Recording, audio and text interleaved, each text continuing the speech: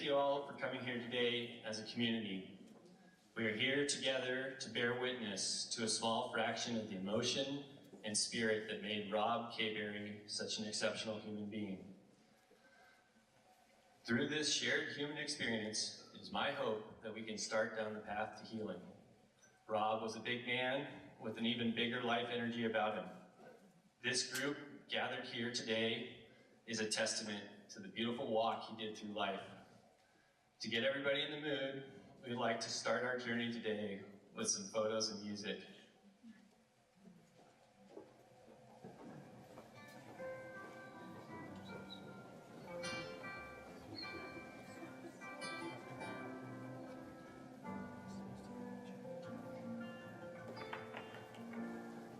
Just yesterday morning, they let me know you was gone.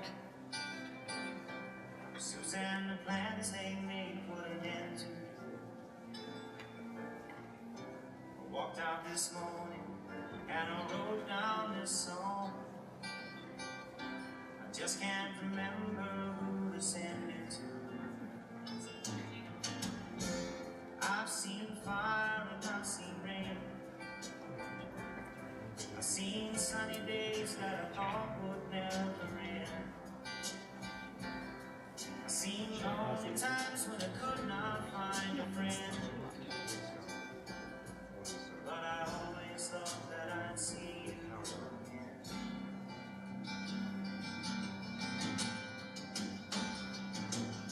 So look down on me, Jesus. You gotta help me make a stand.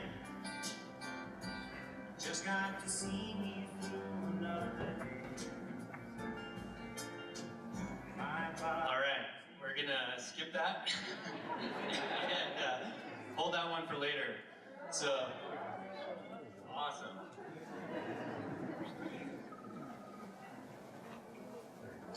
There we go. And cue James Taylor.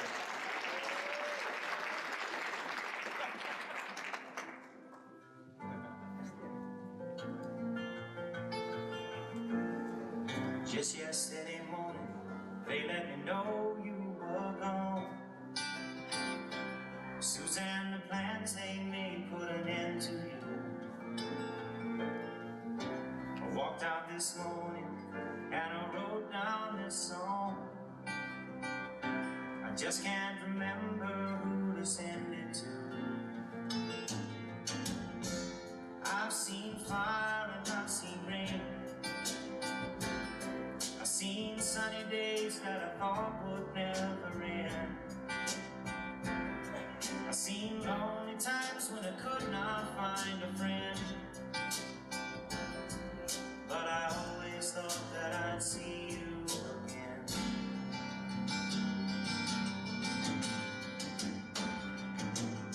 So look down on me, Jesus. You gotta help me make a stand. Just got to see me through another day.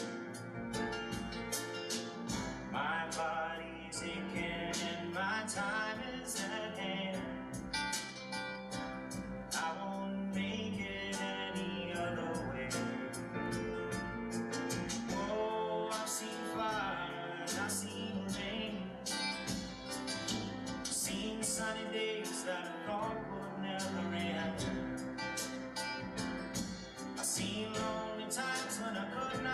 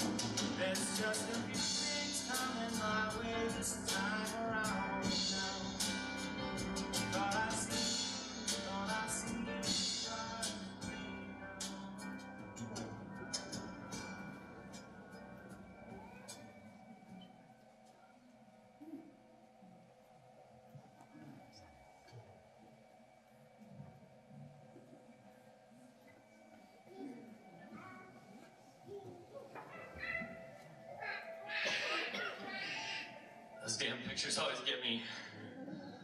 Rob's sudden departure from this community feels like a street being closed.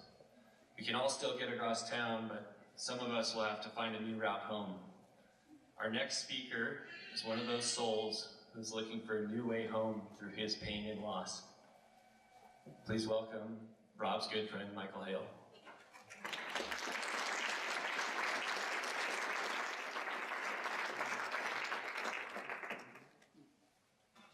Thank you.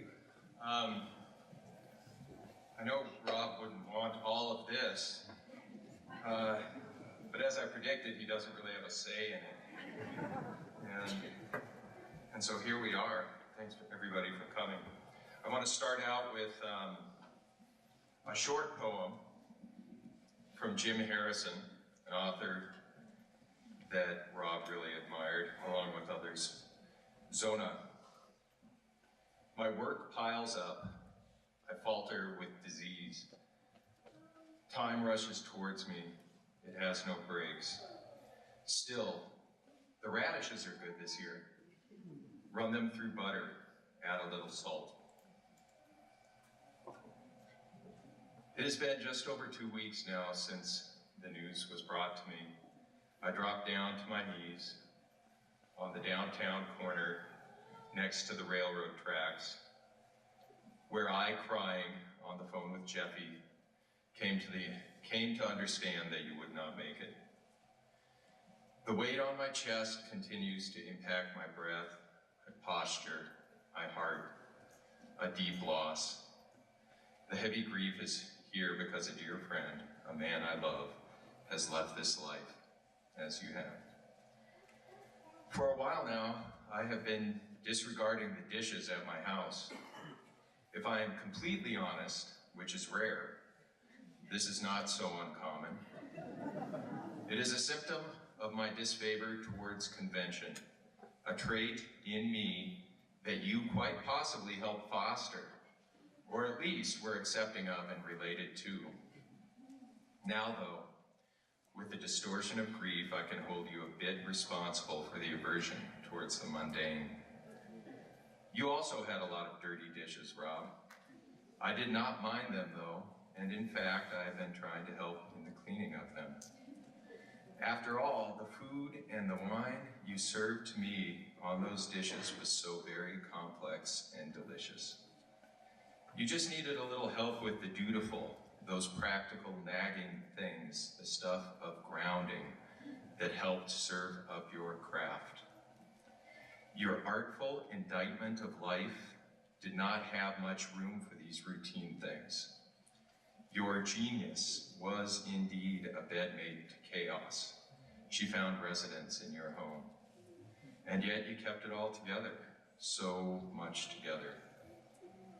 I was looking beyond Thanksgiving, which is busy for you, so we could get back on track with our dinners, our contemplation, but really our voyages. These moments were like a great exploration of the senses, on a boat, no doubt, traversing the coastlines and the waterways of music, food and art, of politics and ideas. Sessions with you would find us plowing the raging main or casting off adrift in the sublimity of some seafarer's sunset. I admit it took some time to get my sea legs, but true to your mission in life, you saw me through, ultimately allowing me to see how your life was charted. And for you, that was depth. It does happen to be necessarily vogue these days to think of depth as the work one does on a therapist's couch, taking 4 or more months just to get out of the crib. You, however, illustrated to me the fathomless aspects of soul in the expressions of the sensual, the artistic, the Machiavellian. The earthly soulscape you saw through those rose-colored glasses was your grounding. It was your bread. And atop this ground, I see you have become so much to so many. You were a saint, a hero, the king, the tyrant, the lover and the merry prankster, the activist, pacifist, and the lethargist, the capitalist and the communist, the professor, the idiot. You were a walking, talking, yin-yang fetish.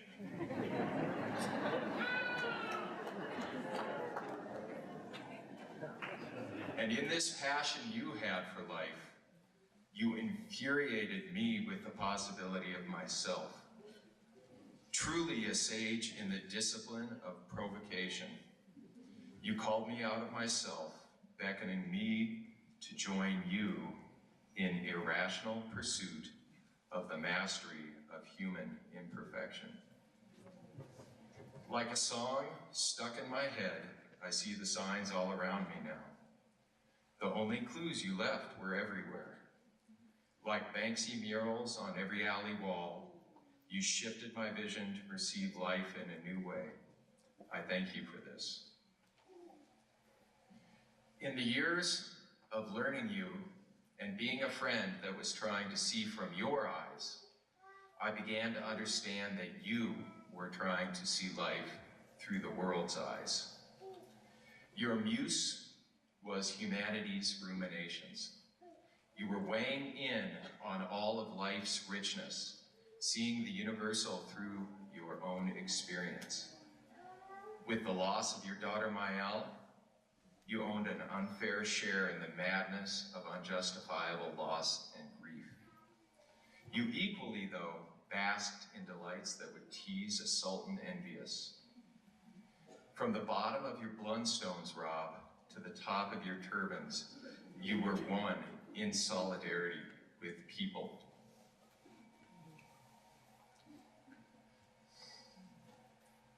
In a way, you became everyone's contemporary. You were all the homeless, hungry orphans and all the oppressed, subjected poor. And yet you had a seat at the table with your many and varied heroes. I recognize somehow that this is true. Don Cherry, Jerry Garcia, Jim Harrison, and Howard Zinn, and the significant and pertinent list of thinkers and doers, artists and entertainers that you loved, although worked in a different medium, were akin to you in a life of great meaning. Those that have gone will indeed welcome you into the beyond. And so, with the salt in my hair and in my eyes, and on this lonely,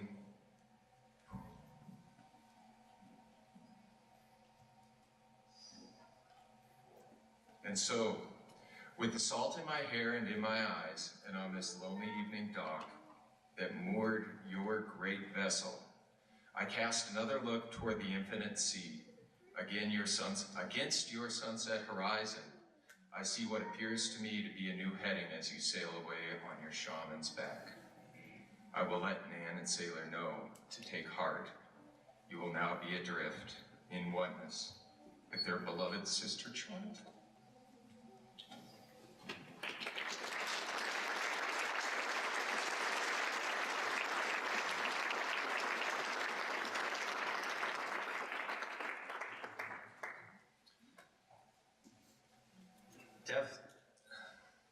Death certainly has a beautiful ability to teach us much about ourselves. It seems to have a unique way of distilling down exactly what's important within a person. I personally will always remember Rob for how passionately he supported and how deep his love for his daughter was. He never had to ask Rob what Sailor was up to know. Phone in hand, he always had the latest video queued up and playing for anyone.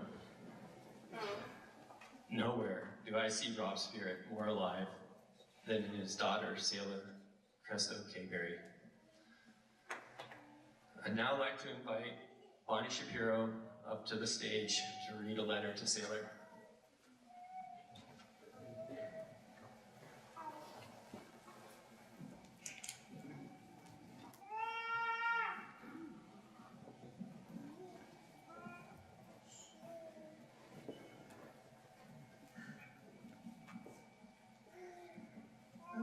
going to try to do this.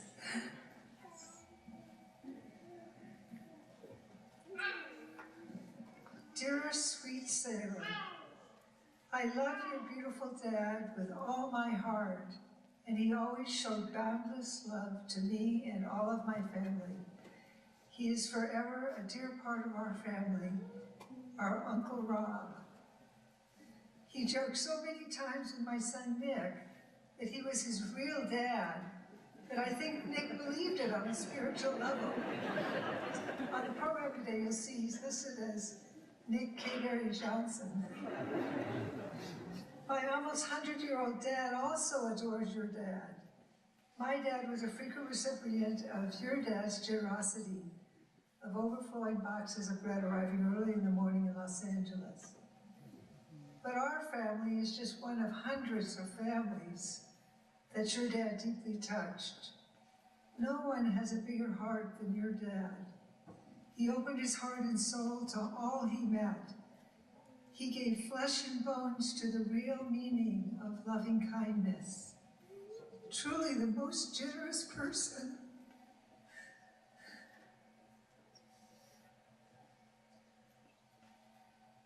Truly the most generous person I've ever known.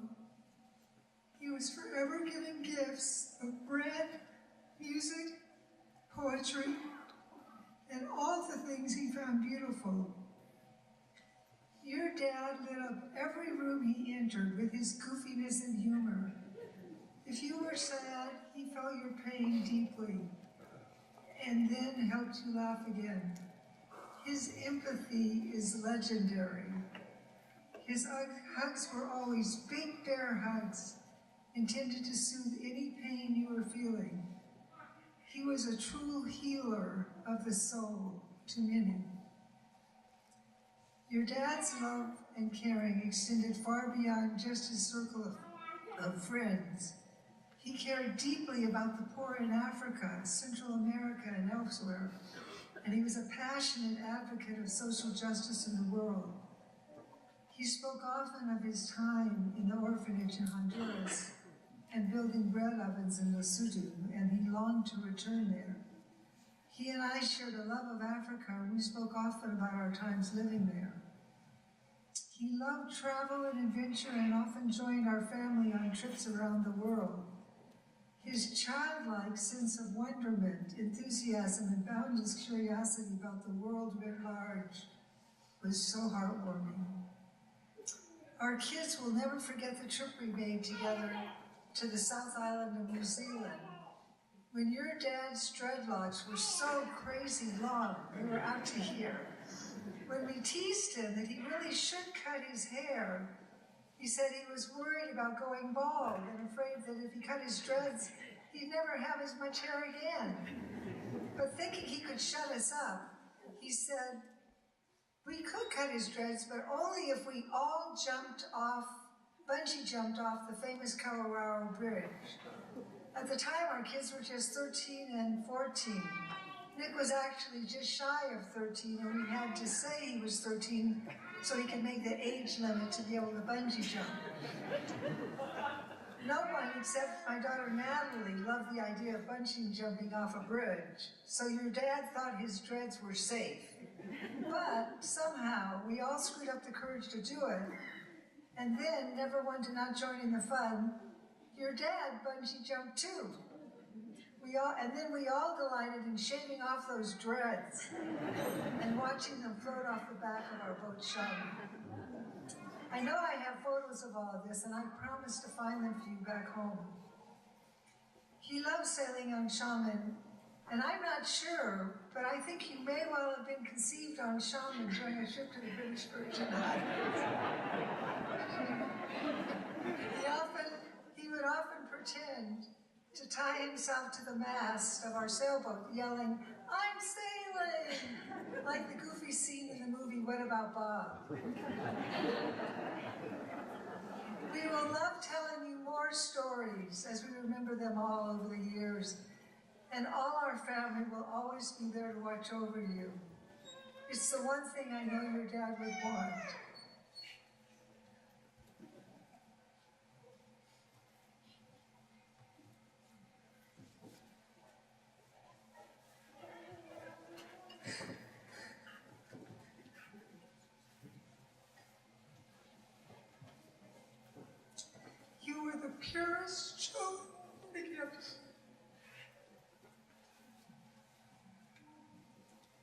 You were the purest joy of his life, filling his heart to the brim with love. I have countless videos of you dancing, playing the violin or fiddle, singing and goofing. You made him so happy and proud each and every day.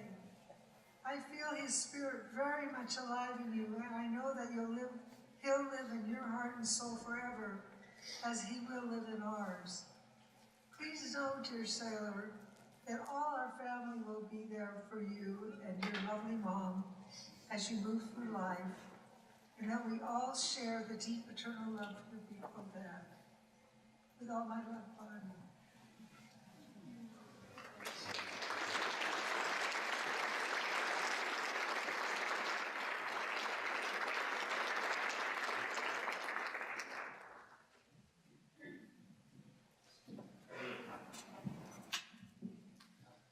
Okay, now, if Sailor's up to the task,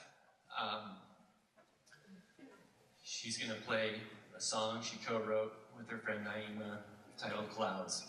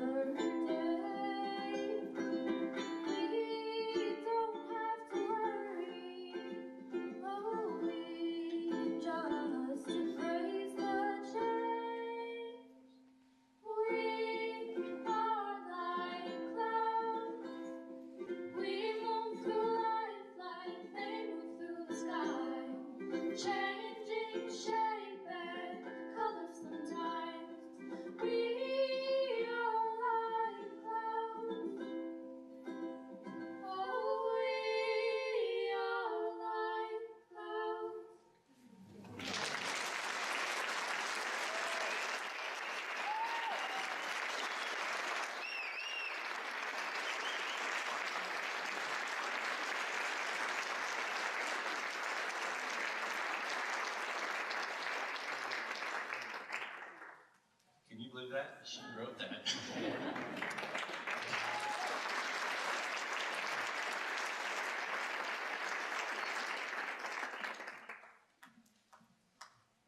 I'm going to sing one more with Older Friends by Joni Mitchell, which my dad loved her lots.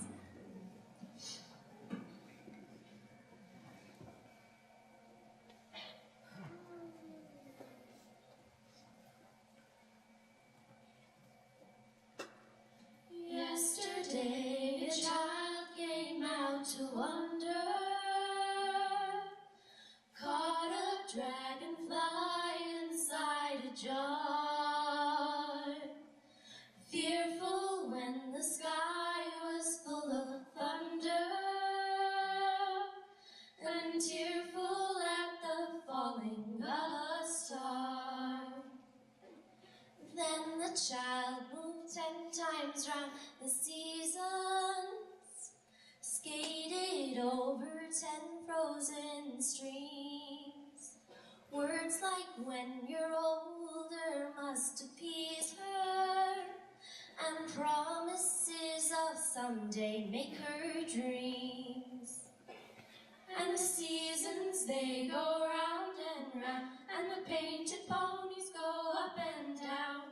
We're captive on a carousel of time. We can't return, we can only look behind from where we came, and go round and round and round in the circle game. 16 springs and 16 summers gone now. Cartwheels turn to cartwheels through the town. And they tell her, take your time, it won't be long now, till you drag your feet too slow, the circle's down. And the seasons, they go round and round, and the painted ponies go up and down. We're captive on a carousel of time. We can't return, we can only look behind from where we came, and go round and round and round in the circle game. So the years spin by, and now the girl is 20. Though her dreams have lost some grandeur coming true. There'll be new dreams, maybe better dreams in plenty, before the last revolving year is through. And the seasons, they go round and round, and the painted ponies go up and down. We're captive on a carousel of time. We can't return, we can only look behind from where we came, and go round and round and round in the circle game. And go round and round and round in the circle game.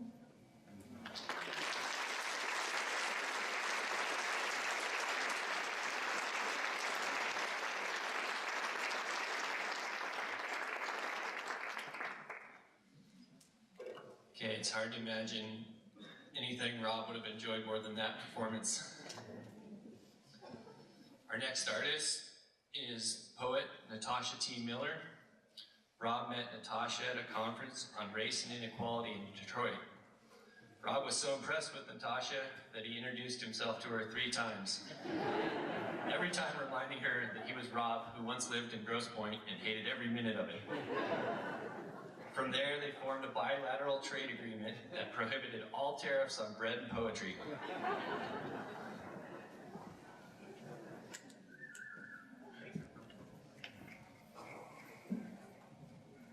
I think it was more like 6 times. Every time I got off stage at the conference, he would come up to me and he would say, "Hi, Natasha, I'm Rob, the crazy Rob." I had some time that I lived in Grosse Pointe and I absolutely hated it. And I never said this to Rob because I wanted to keep getting free bread. I actually like Grosse Pointe. So as I approach this month, the 5-year anniversary of my own brother's death, it is an honor to be a part of this moment for my own healing. And I remember I text Nan and I asked, what should this poem be about that I wrote? And she said pain and loss. And I think it's important that we acknowledge those feelings today, 5 years from now, 10 years from now. Sometimes death hurts, sometimes it sucks. So I wrote this poem dedicated to that moment. A pastor once explained to me that to be absent from the body is to be present with the Lord. And I know that normally that's said as a means of comfort, but I also know to be absent from the body is to be absent, is to be an empty seat in a classroom of your loved ones' lives, a place that they show up to every day hoping to see you, even though you've long since switched schools. I know that death is an alarm clock without a snooze button, a morning you thought was going to give you a few extra minutes in bed with your lover or at the table with your kids, but instead it swept you away without warning, took you into the unknown without so much as a packed bag or a final goodbye to your friends. See, leaving here does not always feel like, but now he's in a better place. See, sometimes it feels like even if you are somewhere better, this place here is worse without you. Even if the tables are still full, the bread does not taste the same. The mountains are not as beautiful as they once were. The pictures of your ocean blue eyes now feel like a drowning, like a house of frames holding reminders of how unfair life can be. See, it is okay to acknowledge the ending as the inevitable, to thank whomever or whatever you believe in for giving us you, while also filling the comment box with complaints about how much it hurts, even if it is understood. Even if it is understood, it is okay in this moment to not understand it, to stare at the obituary so long that the picture starts to look like your own face, to cry in the mirror, to tell the kids that today you don't have the answers, you don't know why Rob left or where he went, but what you do know is that he loved the sea so much that he gave us a sailor, that his heart was a vending machine that cost you nothing, and even after 40 years of friendship, he could still surprise you with how much he knew about poetry and the world, that he would often introduce himself to strangers multiple times in one day as a way of saying, please don't forget me, that no one could ever forget him. So 2 months from now, or 10 years from now, when someone asks, how are you? It is okay to show them the scar, to say that it's never healed, to tell a story about your dad or your partner or your friend or just the crazy white guy who loved Bob Marley and was obsessed with the 60s, who spent his days biking and outrunning his own torture, baking and feeding others even when he himself felt empty. You are free to believe that the universe got it wrong this time, that the system is flawed, full of chaos and grief. You are free to feel anger, to stay in bed on the days when the world reminds you too much of him. You are free to quote one of his favorite poets, Wendell Berry. He goes, free of the earth, the sun of his last day sets, clear in the sweetness of his liberty. The earth recovers from his dying, the hallow of his life remains. Thank you.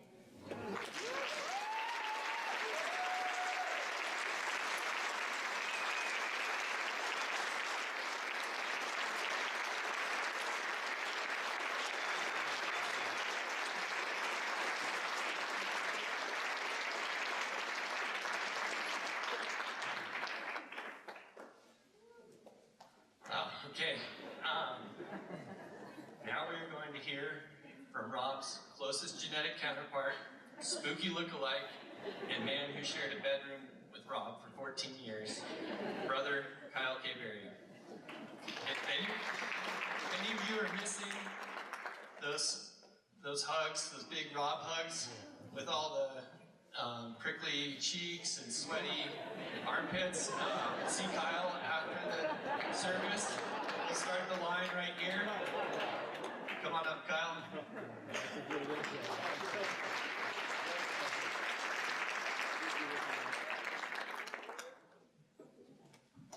And also joining Kyle is cousin Mary. Wow. Rob's bigness is kind of big. Rob's my big brother. I adore him.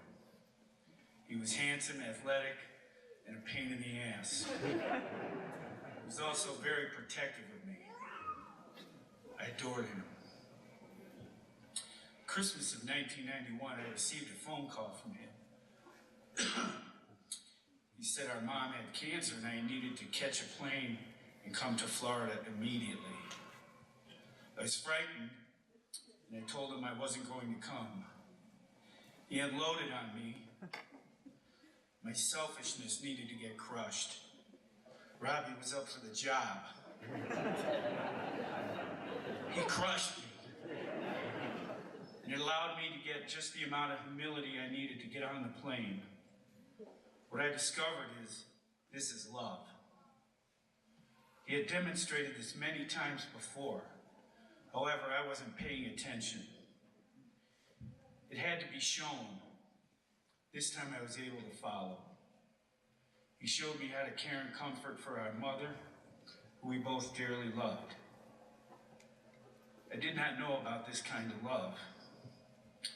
Rob showed me. I am now capable of demonstrating this kind of love that far exceeds my DNA. I am deeply appreciative of the spirit he demonstrated to me and others, and I adore my big brother Rob today as much as I did when I was a little boy. May your spirit fly as high as a witch doctor. Thank you.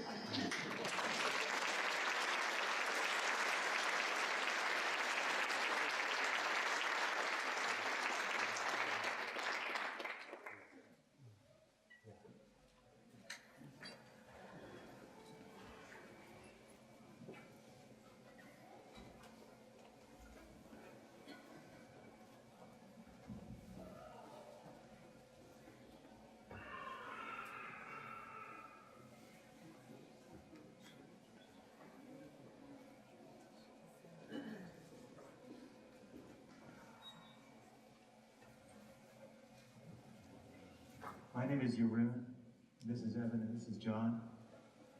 And we're going to give you a little offering.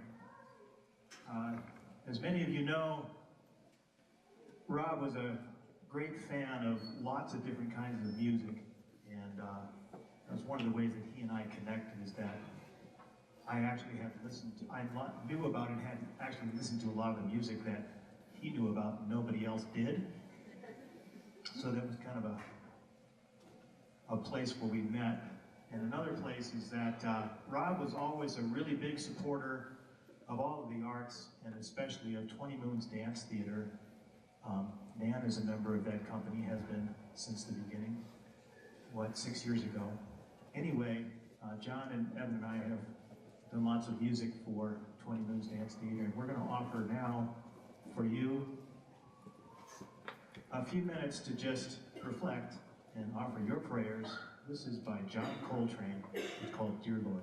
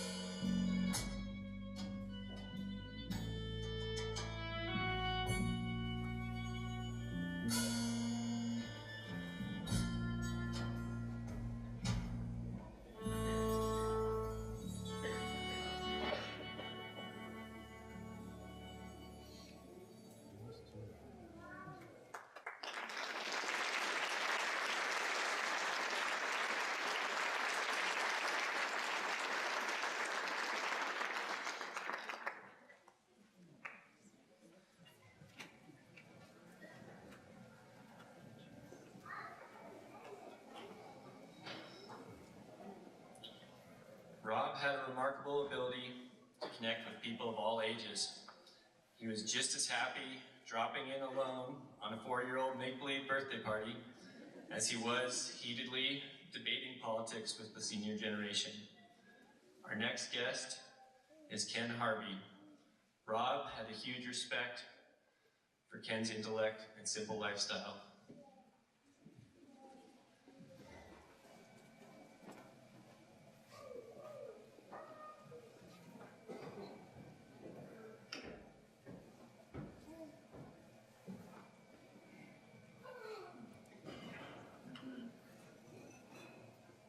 I'd like you to imagine approaching young adulthood, all of us, in rural Northern Virginia, coming down Leesburg Pike.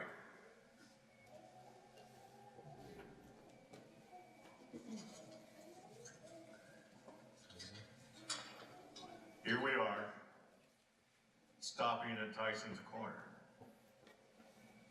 We lean our bikes against the porch edge. Inside, grab a cake and soda refreshments. After a miles-long ride from the Blue Ridge Mountain. Here's cedars and redbuds overgrow edges. Fields full of shot corn stalks. New growth patches of pine and oak. Bare wood farmhouses. And Tyson's Corner. A country store, nothing more. You can get all you need. 1947. When we remount our bikes, he has provided for us free all we need. Cakes and cookies, a democratic feast. Carelessly, we skirt Langley on the shortcut to Chain Bridge, where contesting parties are bound to threatening with bombs, not bread. His is a different sense. His is a different sense of time. He has a different sense of the right thing to do. Progressively right now is all. Right here is in our hearts. His request to hold the democratic truth, his truth, provide for people in need. Provide for people in need. So there in the widening gyre, untethered, rising in the tempered blue of our darker skies, our loss of incomparable surprise. His occasions, the feast, his Cresto turnings toward what we need, a life of his belief. Here we can only manage the cycle, memories, and grief. And there, he's serving with the spirits of our air. He's serving with the spirits of our air. Thank you.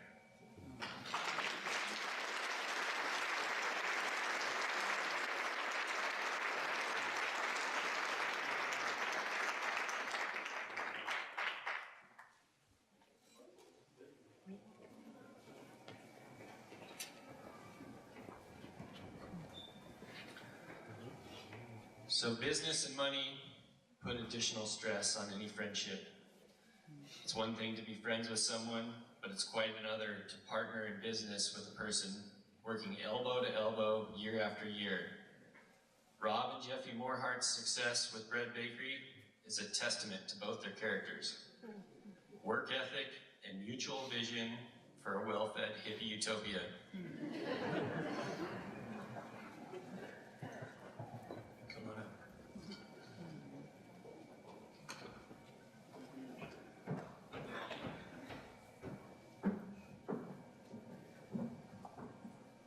So I'd like to thank you all for coming, and I'm going to ask for a little bit of audience participation here, else I'm not going to make it through this. So Rob was my friend, and he was my coworker, and he used to say he could sell a broken leg, and since I'm the daughter of used car car salesman. We made a decent team. Endurance was on our side. We both have we could do it for a long time. And we enjoyed making things first and dealt with the bottom line after that, and kind of had to settle on hippie capitalism as our business model because our culture really isn't set up for much else. So we sold the water and the flour and the salt to our people. And for a good amount of time, I stood next to him every day, and we passed everything from dough to insults back and forth. A tiny little analog factory, always in real time. And so I would like to ask those of you who are in attendance here, how did you meet Rob as a customer? Show of hands. The ground. Yeah, so that's like, we're looking at like over half there.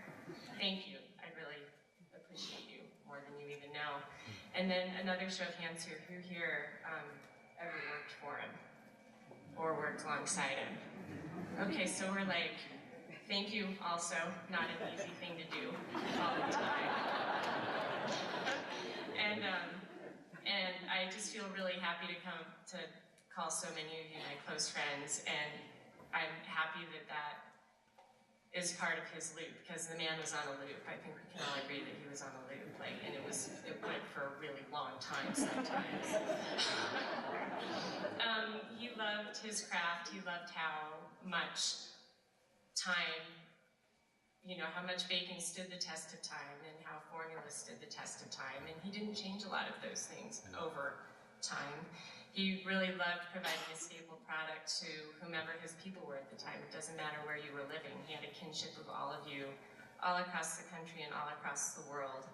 And I think he'd be really kind of overwhelmed about how many craftspeople are here in the audience, because that was really who he loved to surround himself with. And maybe you make bread or cookies, or maybe you make jokes or poems or cider, or maybe you blow glass. He really loved people that made meatballs.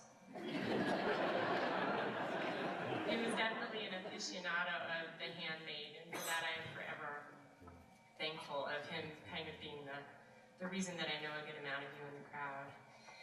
And the fact that you all are here means that you had a call and response with him that was meaningful to you, and likely meaningful to him, even if it was just like the smallest thing, like coming in every morning and grabbing a cup of coffee on your way to whatever it is you were doing for the day. And if you were lucky enough to have a relationship with him that lasted for a full pendulum swing, maybe he was your mentor as well, and that's really what he was for me. And he could be supportive, and he could be a good soundboard if you could get a word in, like if he was really excited about what you were doing, maybe you didn't get to talk about it at all. You'd just run with it, and you'd walk out of there, and maybe you'd just be a little addled, but I don't know, I always felt better. I don't know if I got anywhere sometimes with it, but it was a beautiful thing to have him interested in whatever it was that you were doing. And he was also generally honest with his opinion. He didn't really sugarcoat things. He'd, exude support if he thought it was a good idea, and he'd just tell you no effing way if that was really what he thought. And I just feel so fortunate to consider him as one of my teachers, and I think that some of you out here hopefully feel the same way. He was, really loving, and he was also really demanding, and he taught me what it truly is to take somebody on. And thank you all for coming.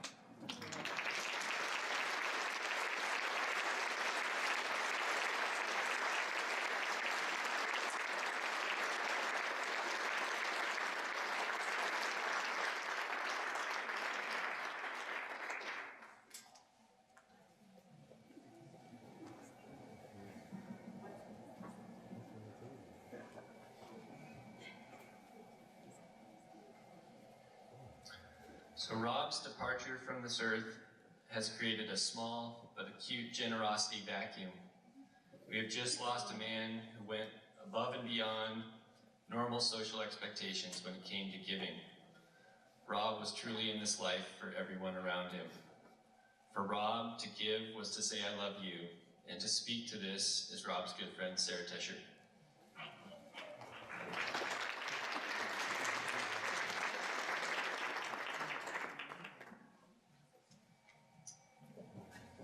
Thanks.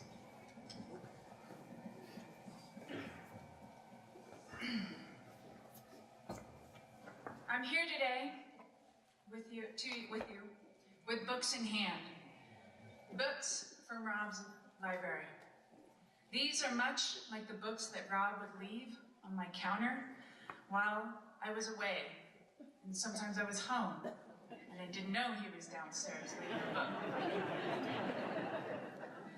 Books to live by. Books I'd like to share.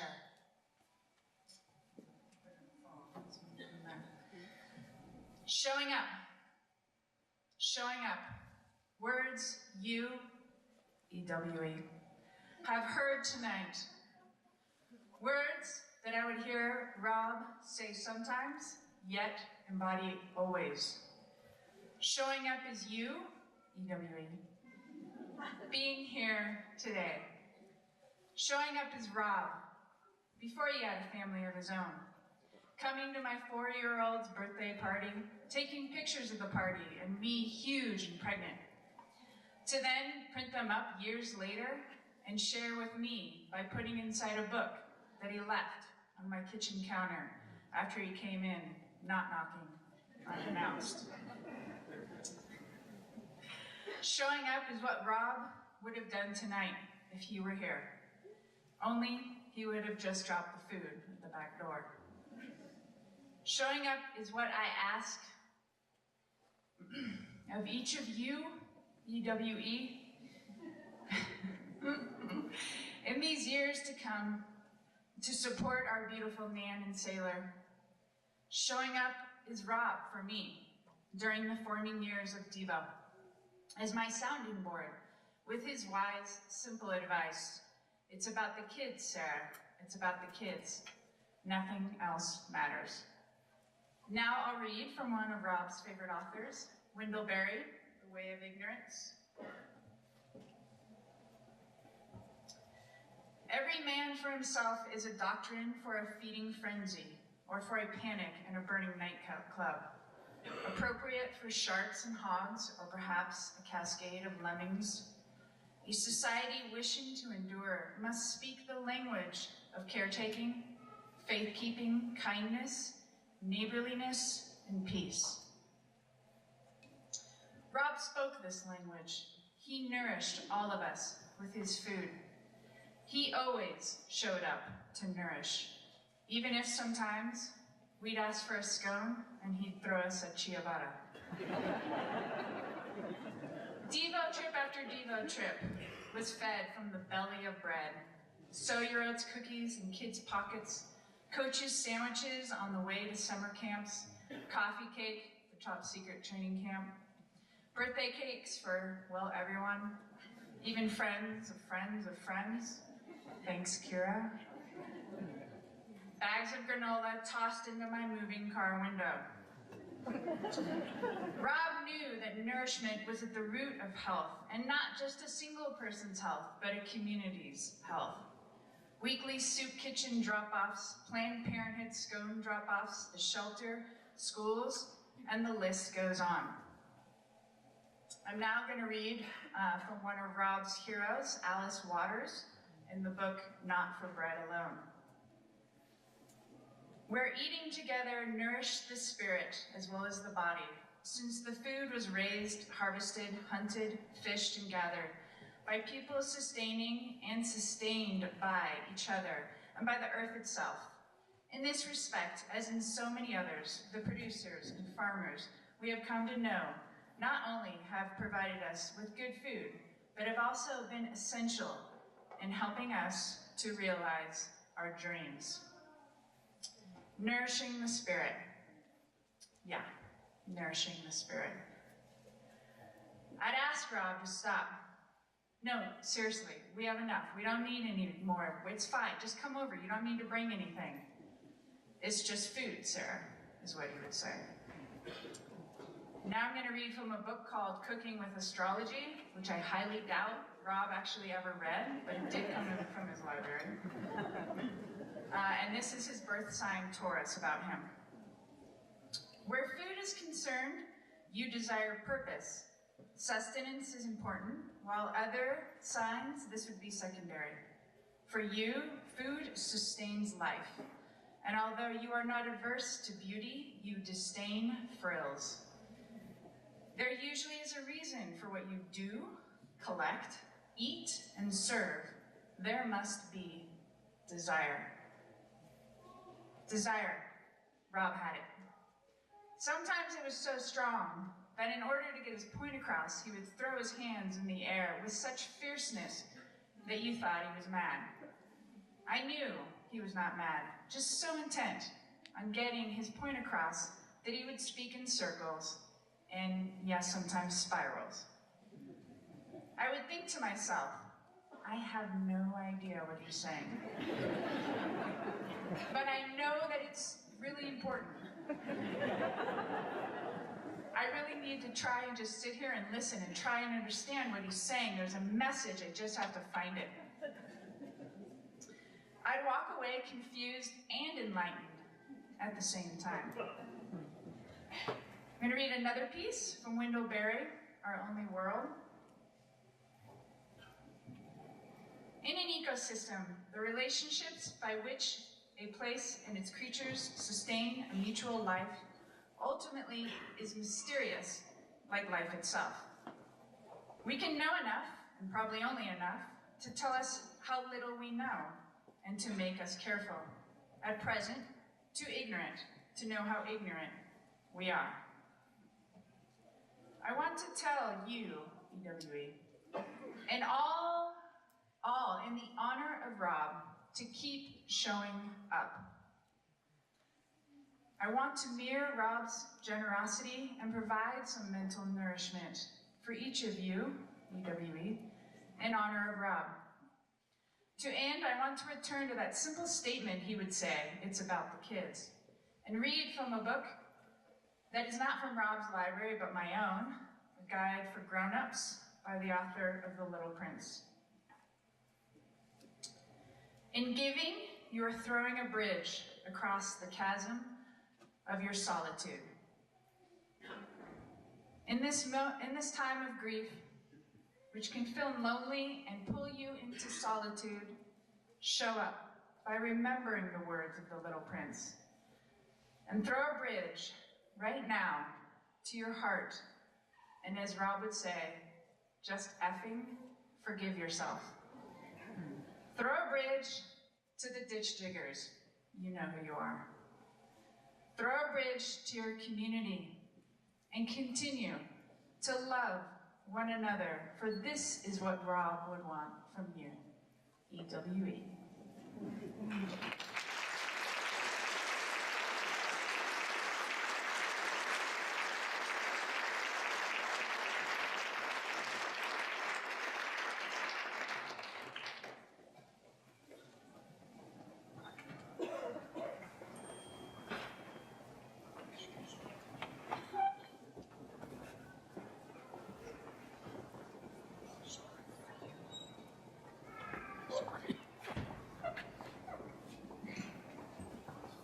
Some people have the ability to connect with everyone, but only on a limited level. Others have the ability to go super deep with just a few.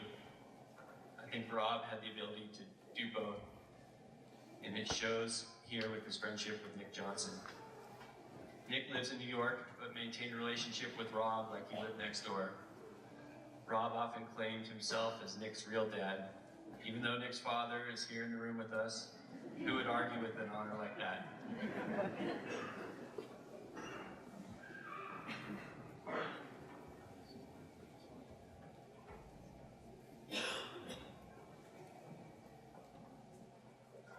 Thank you, everybody, for being here today. I think it's unfortunate, despite all his wisdom, Rob couldn't tell me then to get a better haircut.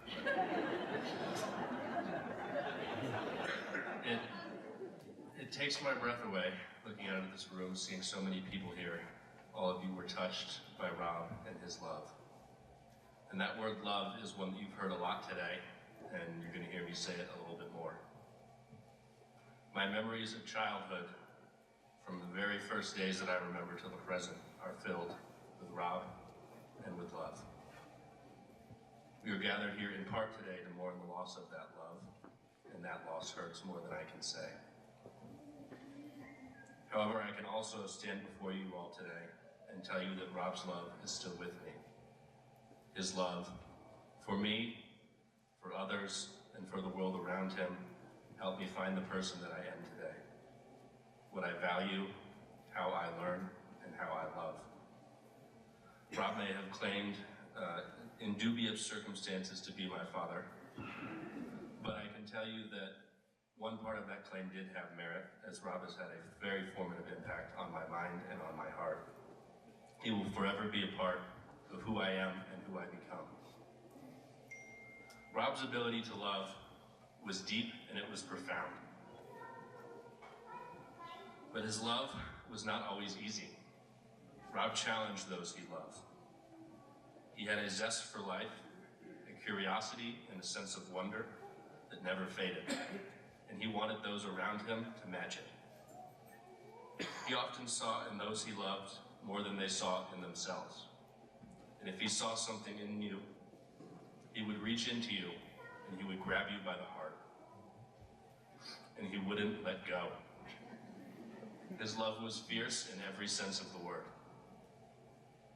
I remember at several important points in my life speaking with Rob, or as I knew him, Uncle Beavis, or as he called himself, Uncle Cracker.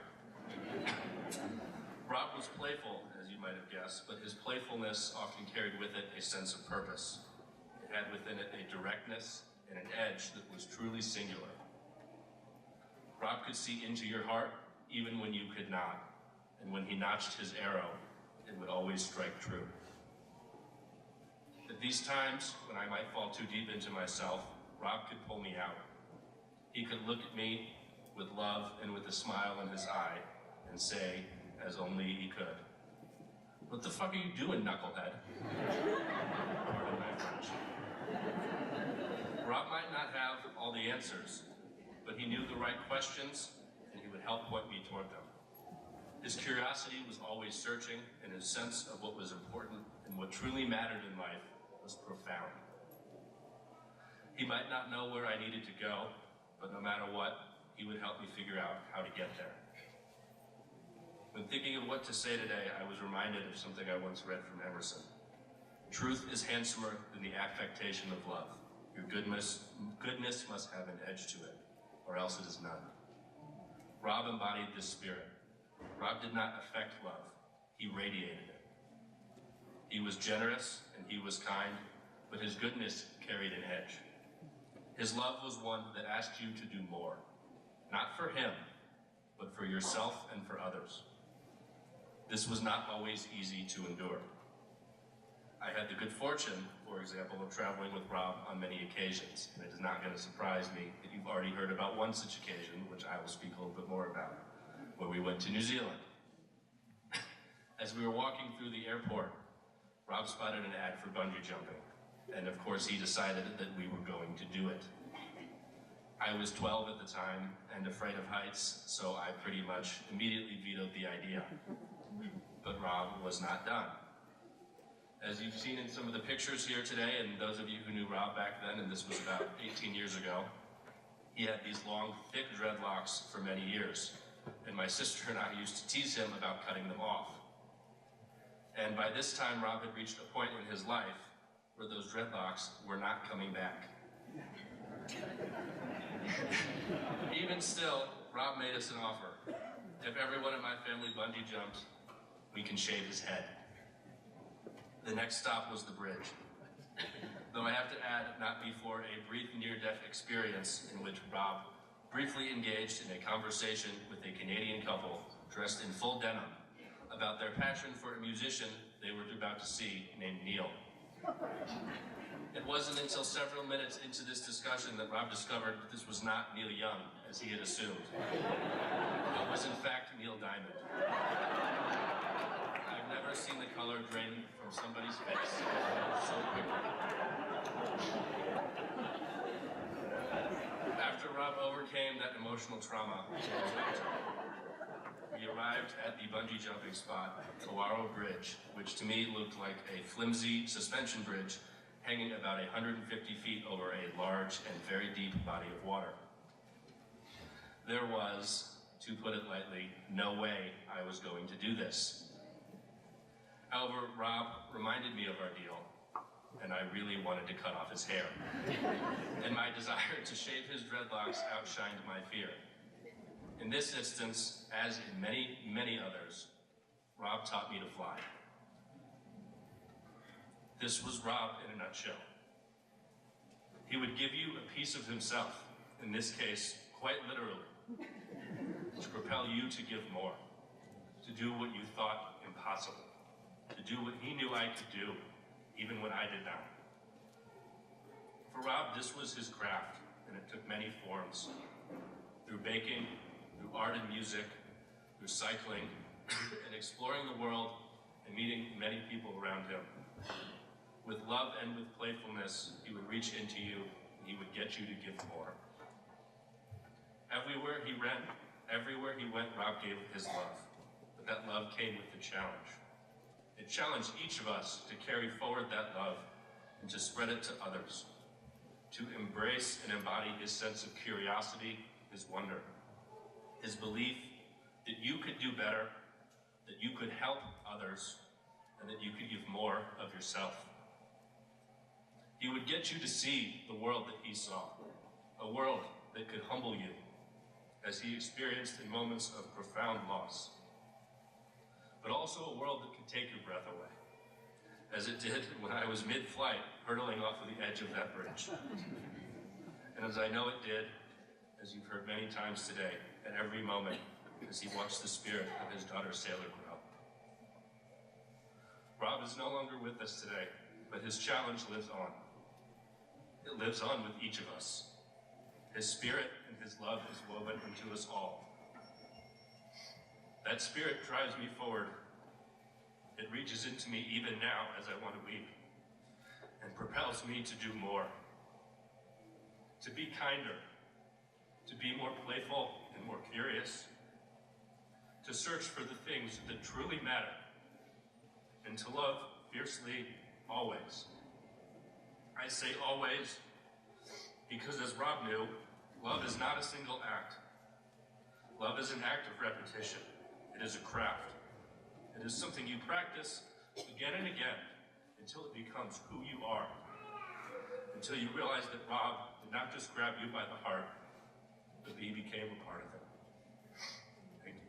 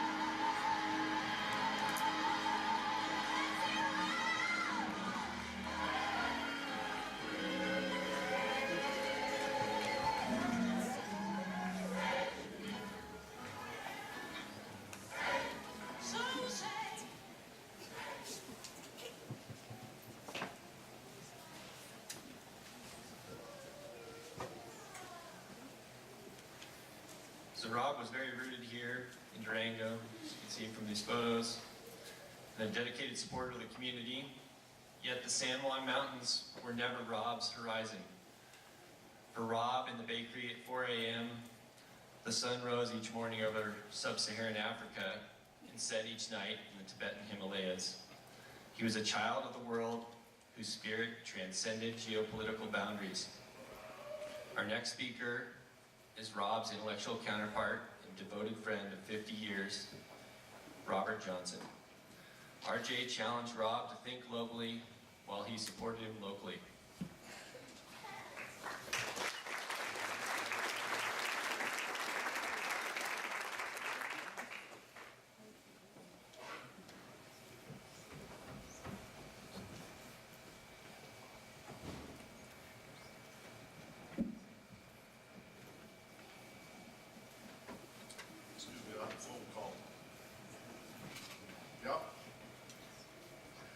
I can't talk to you right now.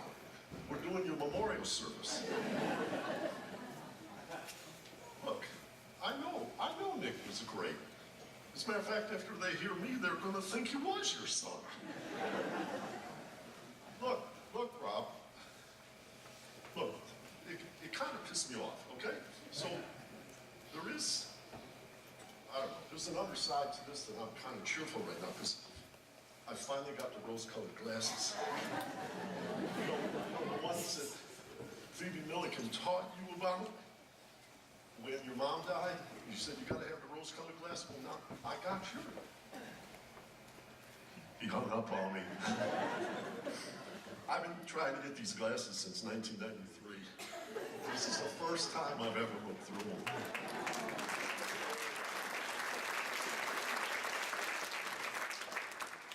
I'm going to say to you today is that my goal is when you walk out of here, we're not going to need to look through rose-colored glasses. We're going to make some progress. And I want to start with where I learned. This little girl, my daughter Sarah, 9 years old, she stood next to me when I spoke at my father's funeral.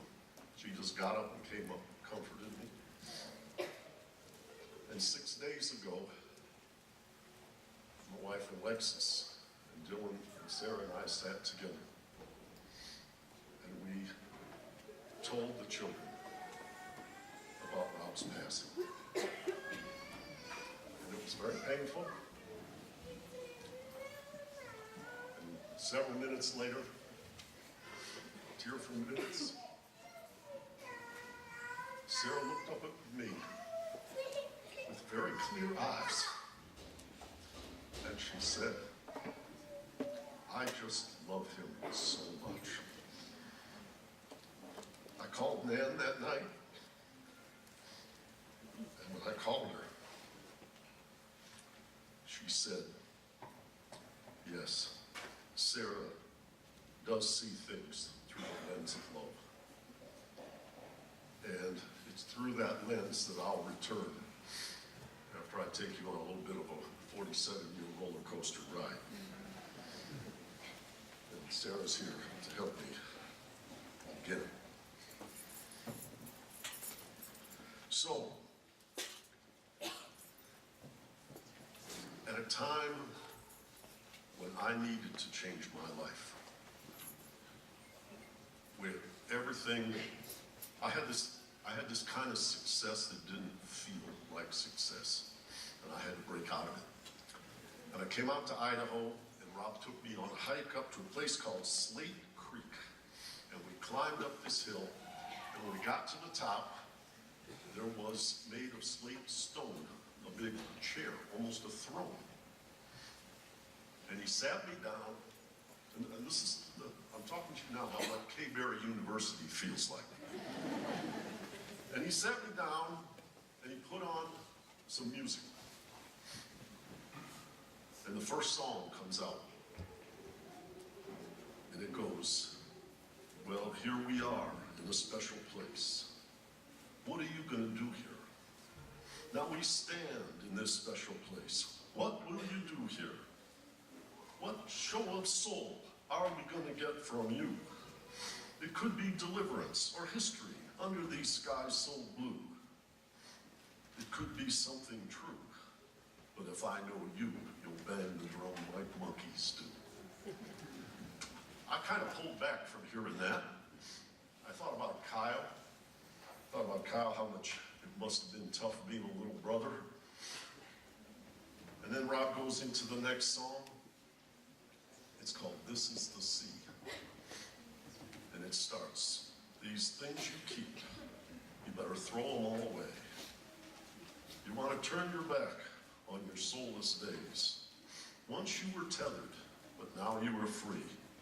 Once you were tethered, and now you are free. That was the river, and this is the sea. I sat there, we were kind of quiet for about a half an hour, and then we played a third song by this group they call the Water Boys. All of these songs come from the same record. And that one was called Spirit. And the chant or the mantra of that song was, what spirit is, man can be. And I'll come back to this experience before we end the day with some help. But I made those major transitions in my life.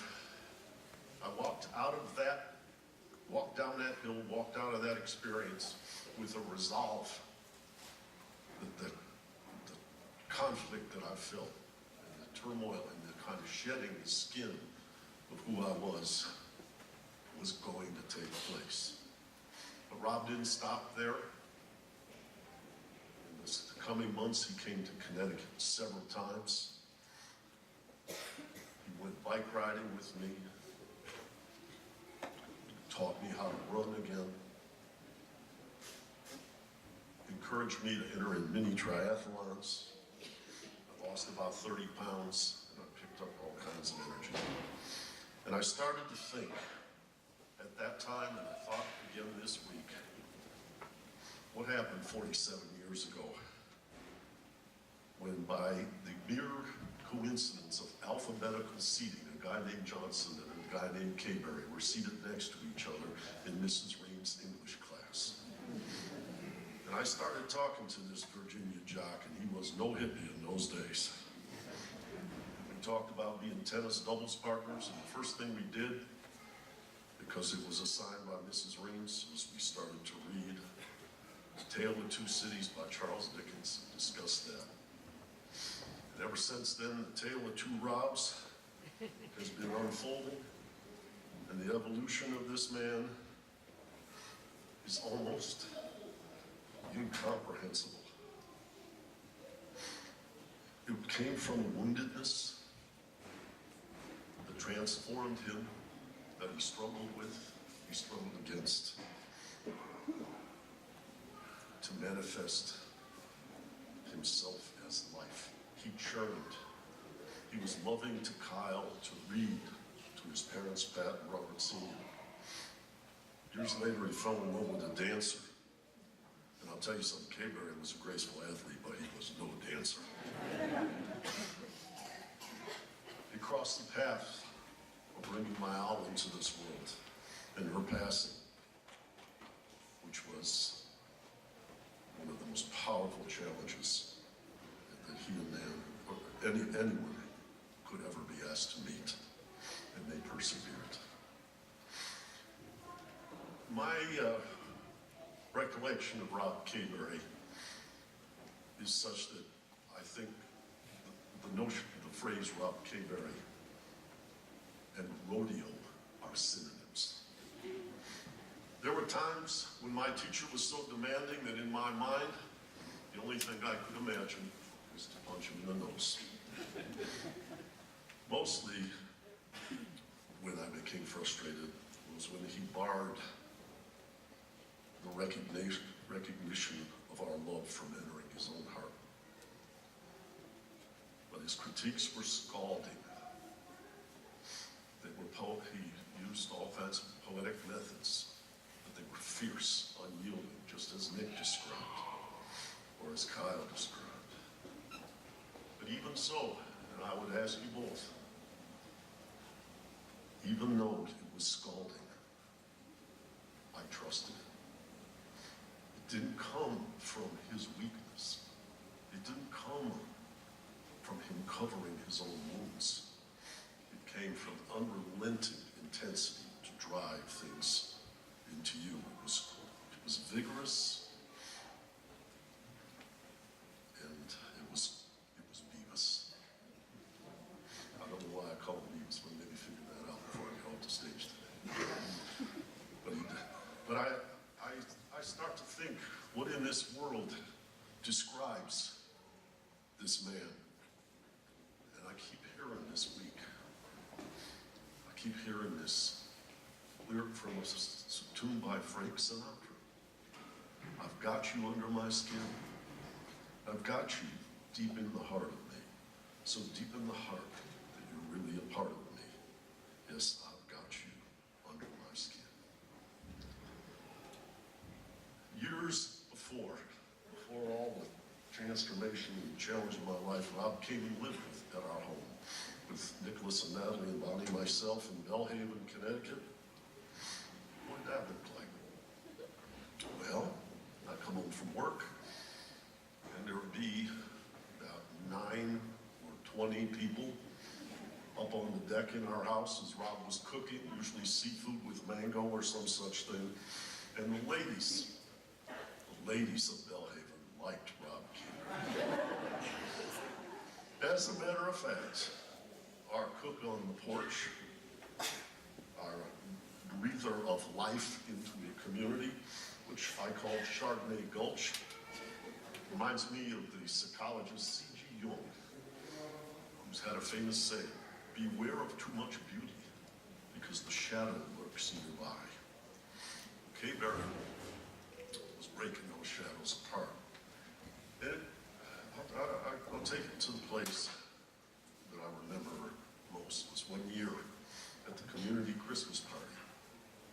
3 of my neighbors, 3 men, 3 of the husbands, came up to me. They said, we need to talk to you. We pulled outside, and they said, Rob, your friend's got to leave. It's causing too much trouble. And I said, okay. He's unsettled. And I said, all right, here's how I see it. I would never ask you to have your best friend in this world leave this neighborhood. So the answer is no. And you talk about trouble. But that trouble is in your house. That is not him causing that trouble. He's giving you a gift, making you recognize the trouble that's coming your way. They just by the way, in the coming weeks. They were all very nice to me and moved along. There were other crazy experiences with this guy we called Beavis. Ike Turner was doing his comeback on my record label. We sat in Sun Valley one night with Ike playing the blues. Furtive, frenzy, left and right hand blues on a piano. And Rob became intrigued, and he said, "Can you teach me that?" And about 2 hours later, and this is honest God truth, Rob Kabeary was sitting at that piano, playing only the black keys, and he was playing blues progressions at high intensity, and Ike was grinning at it. It was just beautiful.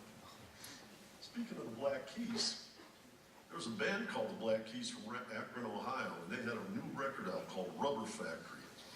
And when Rob and I were driving I bought a Mustang in Detroit as my dad was elderly, and we were driving it out to California as my dad moved to Oregon. And we got caught in a sandstorm in Utah. And Rob sat there and put on this Black Keys record. He played it just like ferociously, and he sang it his song. I couldn't get out of the car because it was a sandstorm. And he was frenetic. It was fantastic. One other night, and I brought this one to the surface thinking of you, Sailor. We were driving back from Montrose Airport to Durango in a snowstorm. I brought, at the time, M&M's new record called The M&M Show. And Rob was enthralled with two songs. The first one was called Without You. And the second was called My Dad's Gone Crazy. You've seen the picture over here of Cuba.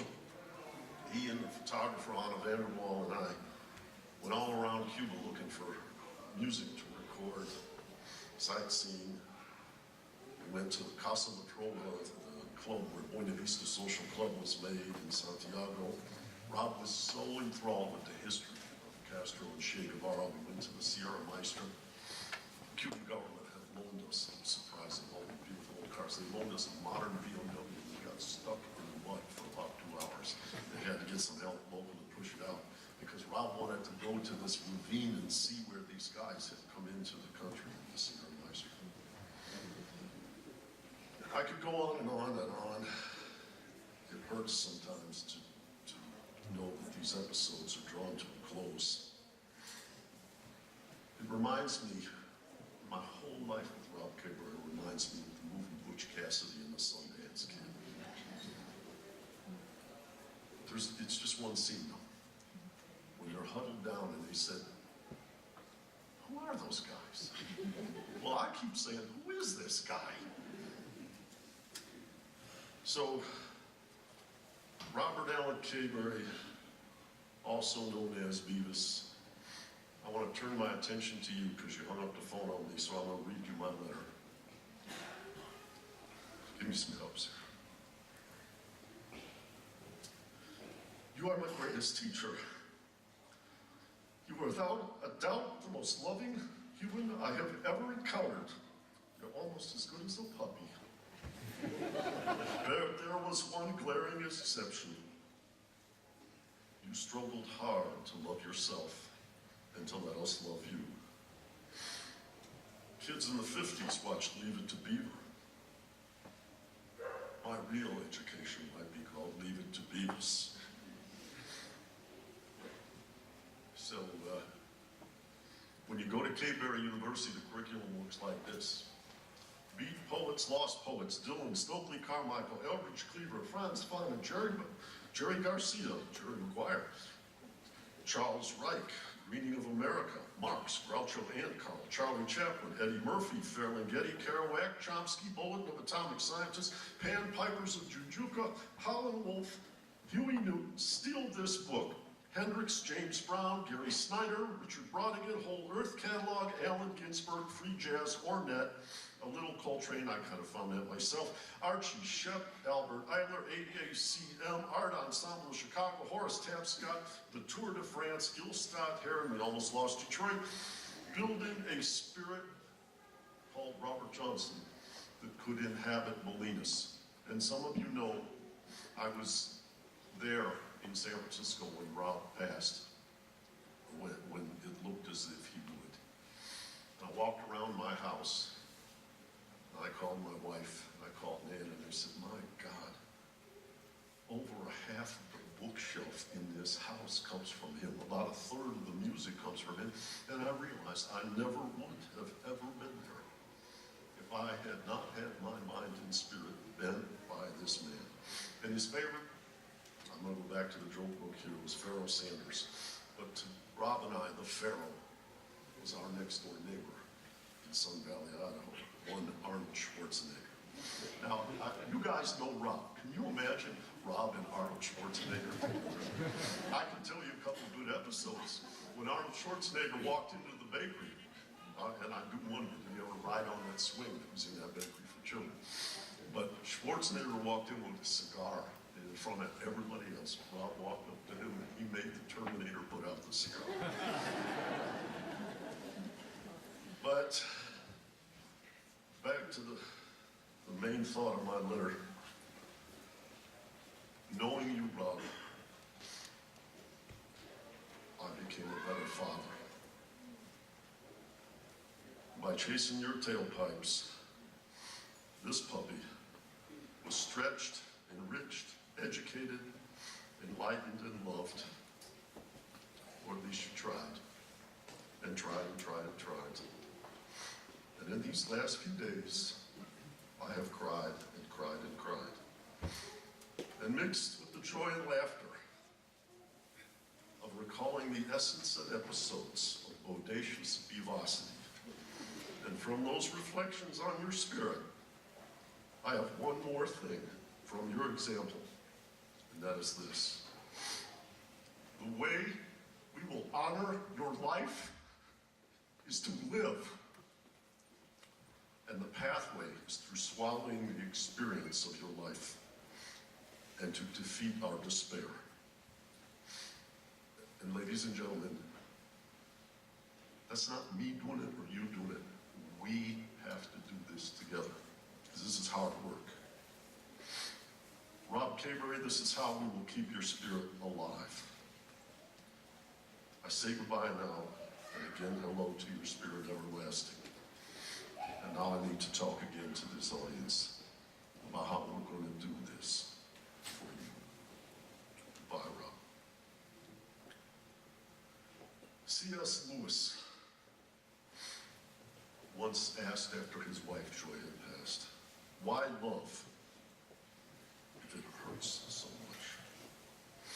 I have no answers anymore, only the life I've lived. Twice in that life, I've been given the choice, as a boy and as a man. The boy chose safety, the man chose suffering. And the pain now is part of the happiness. Then, that's the deal. Mark Buell, mid-70s, friend of Russell Chatham, amateur baker, sat at Rob's knee, brought Rob over continuously to look at his bread oven, seek his advice. Mark never stopped learning from the beef. I was with Mark and his wife Susie when Rob passed. When I told Mark what had happened, he said to me, the greater the love and beauty of a person's spirit, the greater the pain. You are going to be in a lot of pain, Rob Johnson. I reached out to another soulful friend, someone whose writings Rob had read quite a bit. His name is Ed Pavlin. He wrote on suffering and grief in his forthcoming novel entitled Another Kind of Madness. And I want to quote for you what he wrote. But the dead are not dead. There is no death. The closest thing to death is the living who refuse to live. To allow the dead to live in one's life has to be the end of grief. Grief is the price the living pay for the presence of the dead in their lives. Despair is the failure to accept that price. That's why despair is living death. The only way to reach the end of grief is to swallow all of it and bring the dead back into living. and the dead have no names. That's why there's no word to mark the boundary in grief. Pulled under by the death of someone they love, the grieving mark the line when or if they can struggle back to the world of the living. One learns the location of a border, a line, any line, only by crossing it. Borders are never where they appear to be. They don't stay where they are. We could almost say they don't stay what they are. William Penn said, "They that love beyond the world cannot be separated by it. Death cannot kill what never dies." The Waterboys wrote a song called "Death Is Not the End." Rob Kabeary is gone, and he's not gone. His body will not return. Spirit, what spirit is, man can be. The Wild Colonials, one of Rob's favorite bands, he taught me a song called "Spark." The spark is gone, but the love lives on inside of each of us. And each of us in Together Now, who love Rob Kabeary, are at a crossroads. Despair, if it overcomes you, you will die in life. You have a body, but your spirit will not be as vital as Robert Allen Kabeary encouraged you to be. Or you can keep Rob's spirit within you and let it inform how you embrace life, teach your children, share with your friends and your loved ones. Vital is both energetic and essential. If you overcome this grief, do not yield to despair as a result of his shocking and abrupt departure. We will have honored his life on earth, and you will enlarge the influence of his spirit that he gave to us all and continues to give. C.S. Lewis said it right: safety or suffering, living is love, or plodding along fearfully. What would Beavis wish? That's obvious. By refusing to yield to despair, you will love and honor him. We will love and honor him. And it's not a solo challenge. Sarah, at 9, defied despair. She looked me in the eye and declared her love for Rob Kabeary, Uncle Beavis. That courageous declaration, and watching her in the days that followed, as she read children's books on the end of life, I watched her. She was quiet and she was fiercely attentive.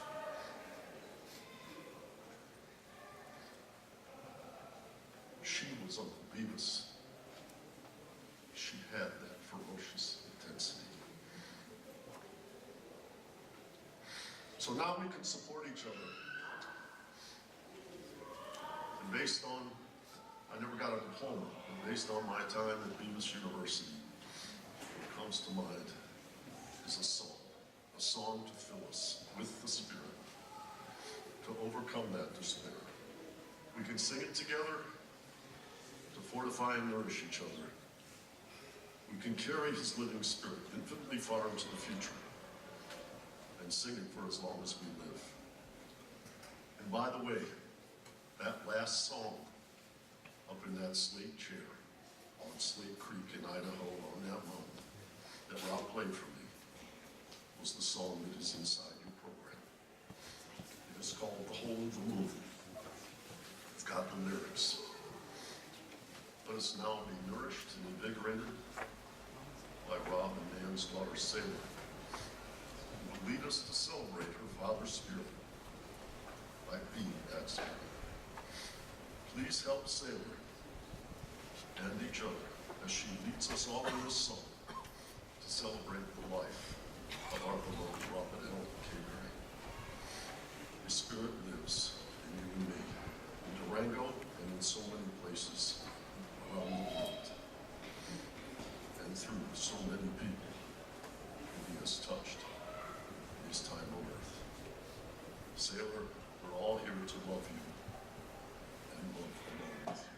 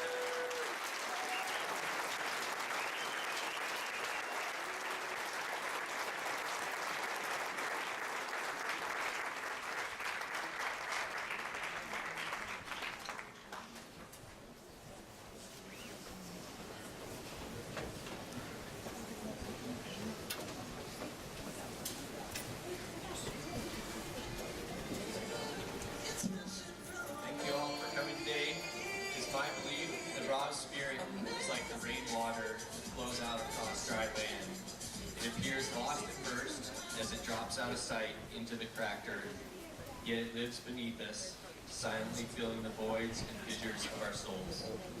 Pushing upward by the gravity of the rocks all around, it will rise again to bring us hope, light, and love us once more. Thanks again for coming today, and peace be unto you, brother.